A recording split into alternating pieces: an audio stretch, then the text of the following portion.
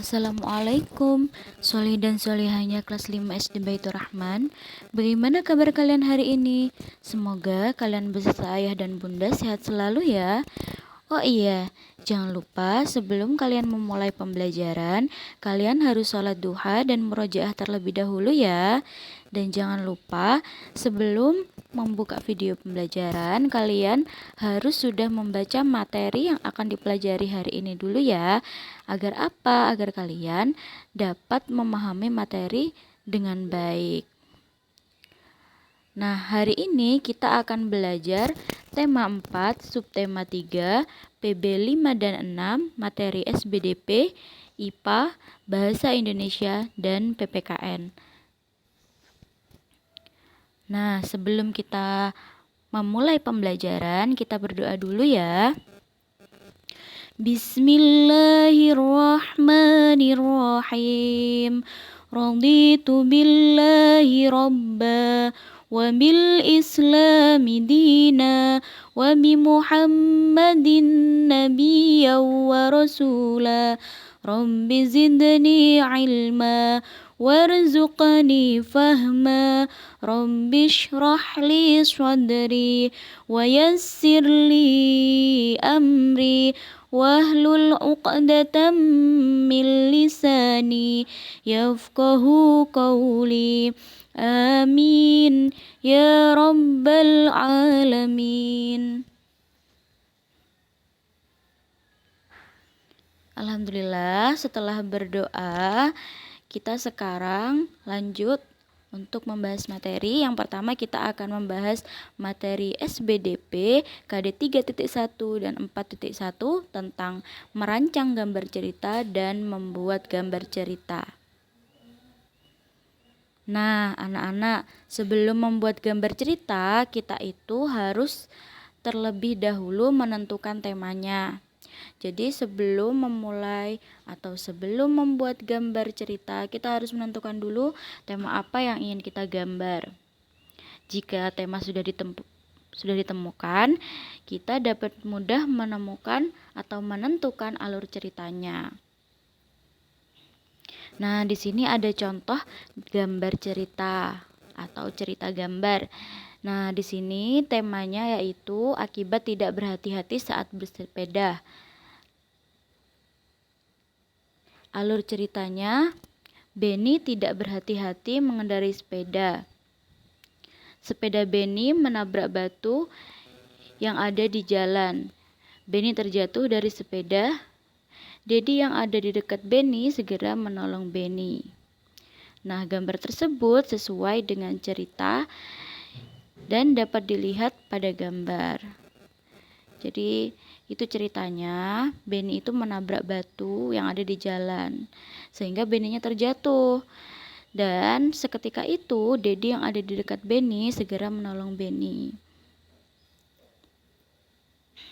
Nah, karena tadi sudah melihat contoh membuat gambar cerita, sekarang anak-anak sudah bisa membuat gambar cerita sendiri.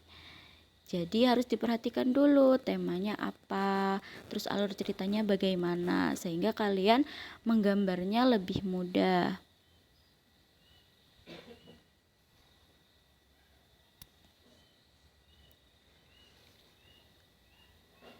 Selanjutnya yaitu kita beralih ke materi IPA KD 3.4 dan 4.4,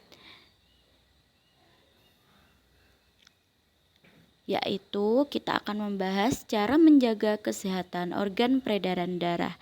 Yang pertama, kita harus beristirahat yang cukup. Yang kedua, memilih makanan yang bergizi seimbang untuk dikonsumsi.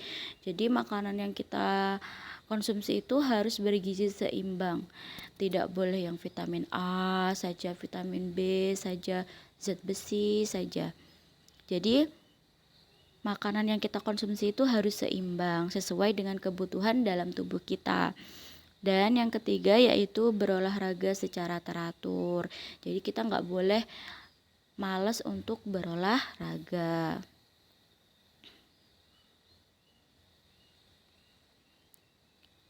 Nah, selanjutnya beralih ke materi Bahasa Indonesia KD 3.6 dan 4.6 tentang mengidentifikasi isi atau makna dan amanat pantun dan membaca juga menjelaskan amanat pantun. Nah, di sini ada contoh pantun. Ranting pohon sudah patah, saat memanjat harus hati-hati, orang tua tak boleh dibantah, itulah tanda anak berbakti. Nah, berdasarkan isinya, pantun itu termasuk dalam pantun nasihat. Karena apa? Karena pantun tersebut mengandung amanat. Jadi, sebagai seorang anak, di dalam amanatnya itu menggambarkan atau menyampaikan bahwa sebagai seorang anak itu kita harus berbakti kepada orang tua dengan cara menuruti dan tidak membantah perkataan atau nasihat orang tua.